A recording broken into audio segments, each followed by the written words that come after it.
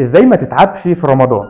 رقم واحد، قرر تبعد عن كل المشتتات اللي انت متعود عليها في يومك العادي. زي مثلا تنظم وترتب هتعمل ايه بالظبط، بدل ما الوقت يضيع معاك على الفاضي بشكل عشوائي، ما انتش عارف بتعمل ايه ولا هتعمل ايه. وده هيخلينا نعرف مع بعض ايه اللي ممكن نعمله بالظبط يخليك تعيش رمضان. اول حاجة، حضر كل الادعية اللي نفسك ربنا يحققها لك. عارف كم دعاء في حياتك نفسك ربنا يحققه؟ حضر كل ده واكتبه، واعمل حسابك انك تعيش بخيالك قوي في كل دعاء وانت بتطلبه. تعيش مع رب العالمين، تعيش يا ربي انا نفسي اعمل كذا وكذا وكذا وكذا، وتتخيل ان رب العزة عز وجل حققها لك بكل اشكالها وتفاصيلها. عيش ده. وعشان كل اللي طلبته من ربنا يتحقق بجد، خد بالك، اطلب من ربنا يعلمك كل الاسباب الحقيقية اللي لما تعملها يطلع الدعاء ده ارض واقع وفعلا يتحقق بكل النتائج بتاعته وبكل اشكاله، لان مفيش دعاء بيتحقق الا بسبب. اتعلم السبب عشان تحصل على النتيجة. واقرأ قرآن بس بهدف انك تتعلم حاجة.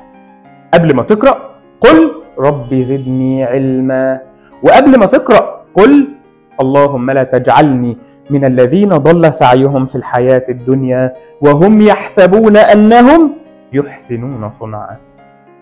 وابدأ اقرأ بتدبر وبهدوء وبعقلانية، واعرف ان ربنا باعت لك رسالة في القراءة اللي انت بتقرأها. اقرأ وكأن رب العزة عز وجل باعت لك رسالة ليك انت خاصة بيك، هتتعلمها ازاي، هتستفاد منها ايه، وتطبقها ازاي. خد بالك، لا تحرك به لسانك لتعجل به، إن علينا جمعه وقرآنه. القرآن قراءته للتدبر والعمل، مش مجرد انك بتجمع حسنات على عدد الحروف زي ما اتعلمنا زمان. المتعة بجد في كل خطوة بتعملها، بتشبعك وتملى روحك وتعمل صيانة لكل جوارحك. آخر حاجة، اعمل جلسة استغفار يوميا. جلسة الاستغفار بتستحضر فيها الذنب وكأنك شايفه قدام عينيك، وبتتخيل عظمة رب العزة عز وجل وانت شايف الذنب وبتطلب المغفرة. واستحضر السيئة. السيئة مش استغفار، استحضر السيئة.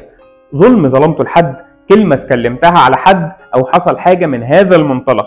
مجرد ما تستحضر السيئة اطلب العفو من صاحبها، او اعمل حسنة تغطي على السيئة، لان ان الحسنات يذهبن السيئات. كل الحاجات دي لو عملتها في نهار رمضان هتلاقي فعلا قلبك بردا وسلاما وراضيا، وهتلاقي انك مش عايز لا نهار رمضان يخلص ولا الصيام يخلص ولا رمضان كله يخلص، لان دي اجمل ايام في العام. حاول تعيش الايام دي صح، وبكده بجد هتعرف تعيش رمضان.